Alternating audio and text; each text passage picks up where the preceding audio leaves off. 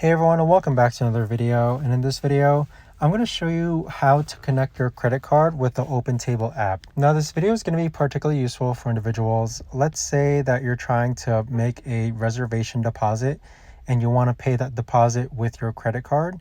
How do you actually go ahead and connect your credit card with the OpenTable app? Now this video is going to be short, sweet, and simple, guys. There's not going to be a lot of steps involved.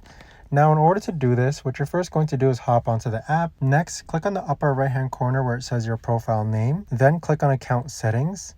And then from here, you're going to click on payment methods. Once you click on payment methods, click on add payment method. And then this is where you're going to enter the name on your card, card number, month, expiration date, zip code, and CVV.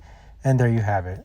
But that right there, guys, is the best and easiest way that I know of to actually go ahead and connect your credit card with the OpenTable app. If you guys know of a better, easier way to actually do this, let me know in the comments down below.